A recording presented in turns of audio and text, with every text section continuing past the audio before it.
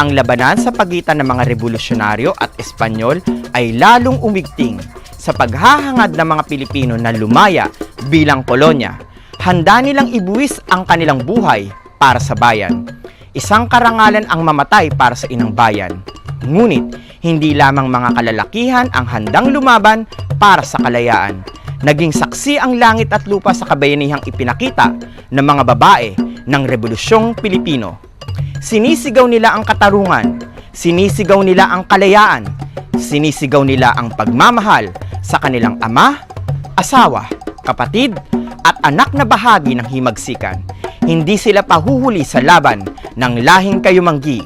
Ang laban ng isa ay laban ng lahat. Ang laban ng mga lalaki ay laban din ng mga babae. Sa araw na ito, makikilala natin ang 7 babae na naging bahagi sa tagumpay ng mga revolusyonaryo para harapin ang labanan kasabay ang mga kalalakihan. Hindi sila nagpahuli at ipinakita nila ang kanilang katapangan at ang ambag para makamit ang inaasam na kalayaan at pagkakapantay-pantay ng karapatan ng mga Pilipino. Tara na't bumalik tayo sa nakaraan. Noong itinatag ang katipunan sa pamumuno ni Andres Bonifacio, isa sa kanyang naging katuwang ay si Gregoria de Jesus. Siya ang lakambini ng katipunan. Malaki ang kanyang ginampanan para itago ang mga dokumento, revolver at selyo ng katipunan. Tuwing magsisiyasat ang mga Guardia Civil, handa niyang kunin ang mga ito upang itakas. Kung kinakailangan abutin siya ng gabi sa daan, ay kanyang gagawin para mapangalagaan ang lihim ng katipunan. Nakatira sa kanila si Emilio Jacinto, kaya't maraming dokumento ng katipunan ang kailangan niyang ingatan. Dumating ang panahon na hindi siya tinulungan ng kanyang mga kaibigan dahil sa takot. Hindi siya pinatuloy dahil sa daladala niyang mga dokumento, revolver at timbre ng katipunan. Ayaw nilang madamay. Sa sobrang pagod sa daan, kinaya ni Oriang na uminom ng tubig mula sa putikan. Magkaroon lamang ng sapat na lakas para itago ang pinakaiingatang dokumento ng katipunan.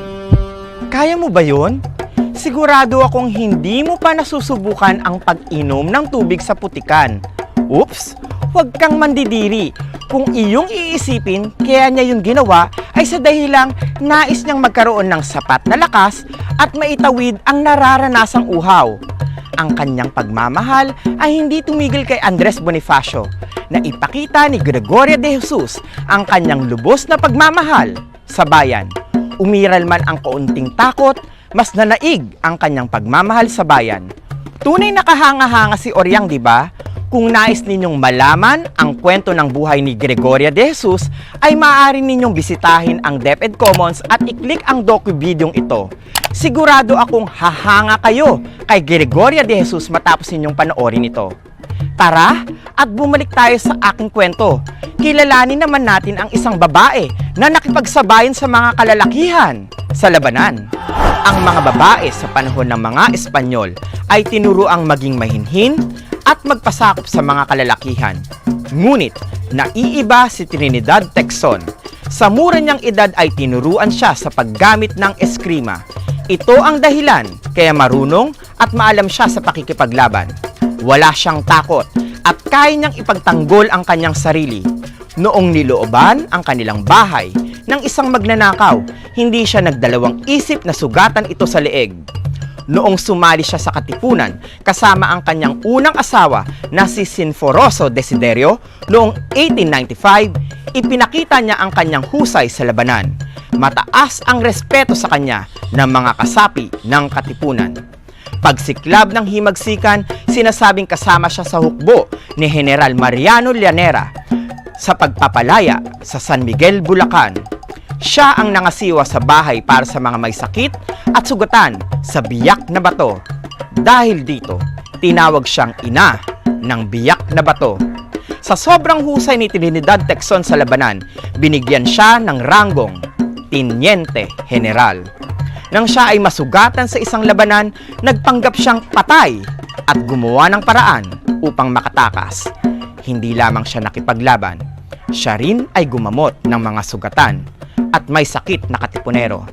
Binansagan siyang ina ng krus na pula para sa kanyang paglilingkod kasama ng mga katipunero. Alam ba ninyong nakipagsanduguan din si Trinidad Tecson? Ito ang pagsugat sa sarili na ginagamit ang sariling dugo para lumagda at ipakita ang pakikisapi sa katipunan. Ito ay ginagawa lamang ng mga lalaki, ngunit kakaiba talaga si Trinidad Tecson.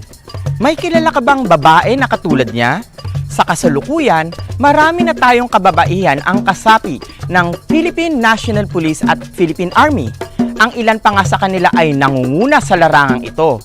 Para sa mga mag-aaral na babaeng nanonood ngayon na gustong maglingkod sa bayan para pangalagaan ang kaayusan, katahimikan at kapayapaan, bukas ang pinto ng PNP at Philippine Army para sa inyo. Kailangan lamang natin ng mga babaeng handa ang isip at buo ang loob na sumabak sa labanan para sa kapayapaan. Saludo kami sa inyong kabayanihan. Tandaan, pantay-pantay ang kalalakihan at kababaihan.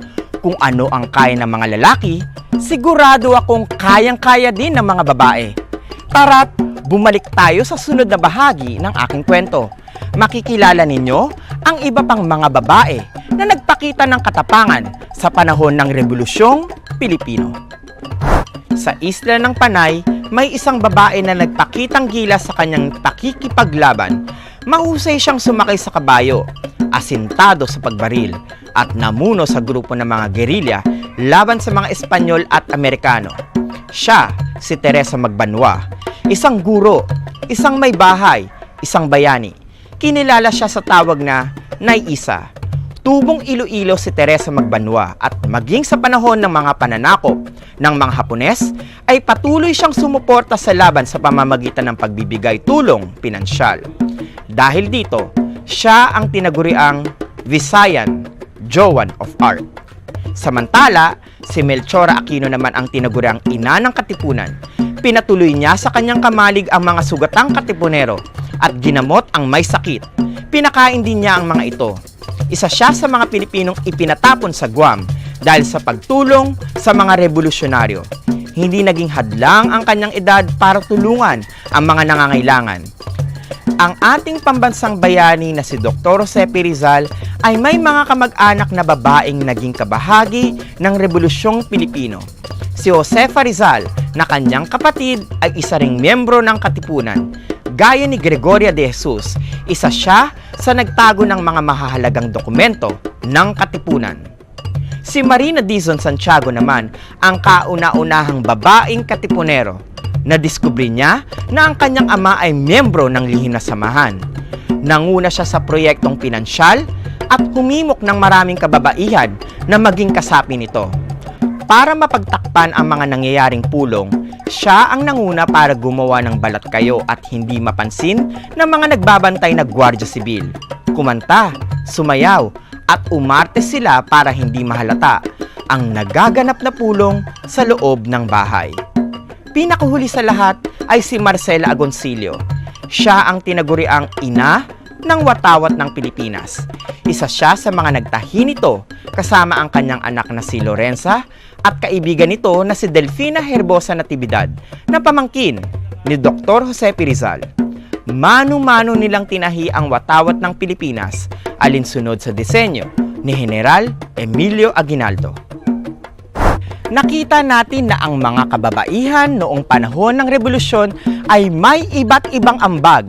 Nandyan ang pakikipaglaban kasabay ng mga kalalakihan, paggamot sa may sakit, at pagkalinga sa mga sugatan. Pagtatago ng mga mahalagang dokumento at pag-eengganyo sa mga bagong kasapi ng katipunan. Ano man ang mga ito, malaki man o maliit, delikado o hindi, isa lang ang sigurado, kahanga-hanga ang mga babae sa ating kasaysayan. Tingnan natin ang ating mga ina, yakapin sila at pasalamatan. Ang laban sa kasalukuyan ay hindi na kailangang humawak ng baril o patalim. Ang laban sa kasalukuyan ay pagpapanatili ng magandang kaugalian, respeto at pagmamahal sa sarili nating bahay. May mga kabataang palasagot sa kanilang mga magulang. Karamihan ay hindi sumusunod sa kanilang payo. Alalahanin natin ang pakikibakang ito ng ating mga ina. Inuunawa nila tayo, kaya ibigay natin ang tamang respeto. Sa pamamagitan niyan, maibibigay natin ang pagmamahal sa ating mga ilaw ng tahanan. Maraming salamat at mabuhay ang mga kababaihan. Mabuhay ang mga ina.